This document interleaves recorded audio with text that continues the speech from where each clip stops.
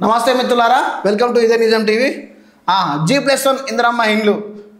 ఇక G+1 అంటే double bedroom ఎట్లా కట్టిన కేసీఆర్, వీళ్ళు కూడా గట్లే కట్టిస్తారట. మిద్ద మీద మిద్ద మిద్ద మీద మిద్ద కట్టిస్తారట. ఇది కేవలం ఎన్నికల కోసమే. నిజం చెప్తారా, ఇది ఇంప్లిమెంట్ కాదు. ఏంటంటే ఇప్పుడు ఎన్నికలు వస్తున్నాయి జూబ్లీ హిల్స్లో. ఇక ఈ రకంగా ఆకట్టుకోవాలి. ఏ విధంగా మేము గ్రౌండ్లో ఒకటి ఇల్లు ఇచ్చి దాని మీద ఒక ఇల్లు వేస్తాం, ఈ స్లమ్ ఏరియాని మొత్తం దాన్ని సిటీ లెక్క మారుస్తాం, ఇక స్లమ్ ఏరియా అనేది 5 రోజులు లేకుండా చేస్తాం అని చెప్పి మెల్లగా పాములు కలుపుతారు. కానీ అది కుదరని పని. ఫస్ట్ గ్రౌండ్ లెవెల్లో కట్టే ఇందిరమ్మ ఇల్లే కంప్లీట్ కాలేదు, మళ్ళీ G+1 ఆట. మళ్ళా చూడిగా అగో గిట్లో అంటే మళ్ళా ప్రజలను మోసం చేయడానికి ముందుకు వస్తున్నారు. రైట్, ఏదేమైనా చూద్దాం. వీళ్ళు మోసం చేసినా ఏదో రకంగా అయితే ప్రజలకు లబ్ధత కూరాలి. 30 చదరపు మీటర్లతో నిర్మాణానికి ఛాన్స్ ఉంటుందట. అది ఇరుకు స్థలాల సమస్యకు పరిష్కారం చేస్తారట. డబుల్ బెడ్రూమ్ తరహాలో నిర్మాణం. అదేందో ఫస్ట్ నిర్మాణం చేస్తే అయిపోయేది కదా. డబుల్ బెడ్రూమ్ నిర్మాణ తరహాలో ఖర్చు తగ్గేది కదా.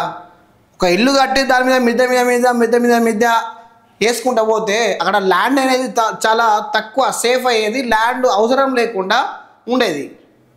ఇప్పుడు కేసీఆర్ గారు అంతకుముందు డబల్ బెడ్రూమ్ ఒక వీధిలో కట్టేసిండు, ఒక వాడలో చేసిండు. ఈ జయశంకర్ భూపాలపల్లి జిల్లా అక్కడ పక్కీరు గట్టకు పోతూ ఉంటే అక్కడ ఎంత సుందరంగా కట్టిరు కేనా డబుల్ బెడ్రూమ్, సూపర్ కట్టిరు. దగ్గర ఒక 200-300 ఫ్యామిలీలు అందులో ఉంటున్నాయి. ఒకరికి సంబంధం లేదు, ఎవరింట్లో వాడే ఉంటాడు. రెండు పడక గదులు, ఒకటి హాలు, ఒకటి బాత్రూము, అటాచ్డ్ బాత్రూమ్ మళ్ళీ అందులో. ఇక చూడండి, ఇక అపార్ట్మెంట్ తరహాలో కట్టి ఎవరిని కొంప వానికే ఇచ్చిన తర్వాత ఒకని ఇంట్లోకి వాడు ఎందుకు పోతాడు? ఎవరిని గల్మకాడ గాడే ముగ్గేసుకుంటాడు, ఎవరి ఇంట్లో వాడే ఉంటాడు. ఆ విధంగా కడితే ల్యాండ్ సేఫ్ అయ్యేది, అదేవిధంగా కొంచెం బడ్జెట్ కూడా తగ్గేది. ఇక వీళ్ళకు సోయచ్చి G+1 కడతా అంటున్నారు. ఇది కేవలం ఎన్నికల కోసమే, వేరే లేదు.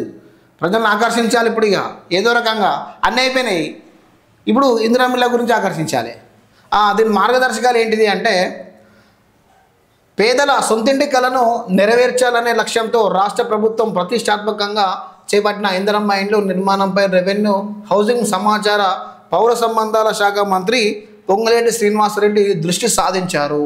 బుధవారం సచివాలయంలో హౌసింగ్ అధికారులతో సమీక్షించిన ఆయన అనంతరం మంత్రి మాట్లాడుతూ, రాష్ట్రంలో పట్టణ ప్రాంతాల్లో ఇరుకు స్థలాల్లో నివసిస్తున్న పేదలకు పక్కా ఇంటి వసతి కల్పించేలా ఇందిరమ్మ పథకాన్ని వర్తింపజేయనట్లు తెలిపారు.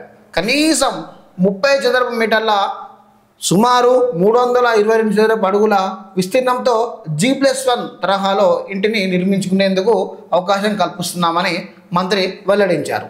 గ్రౌండ్ ఫ్లోర్లో 200 చదరపు అడుగులు, మొదటి అంతస్తులో మరో 200 చదరపు అడుగులు నిర్మించుకునేలా G+9 ద్వారా ఉత్తర్వులు జారీ చేసినట్టు తెలిసారు.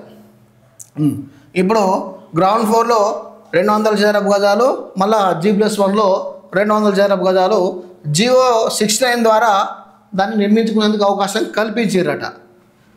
దీనికి ఒక మార్గదర్శకాలు కూడా ఇచ్చిండు. ఇది చూద్దాం.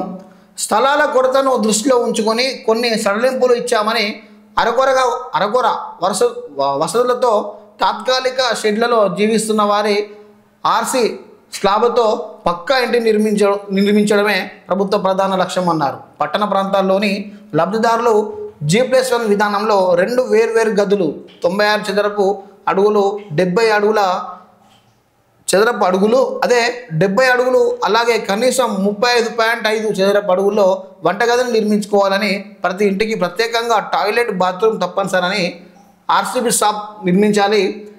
అదేవిధంగా నిర్మాణానికి సంబంధించిన డిజైన్ను DEE హౌసింగ్ అనుమతి తీసుకోవాల్సి ఉంటుంది.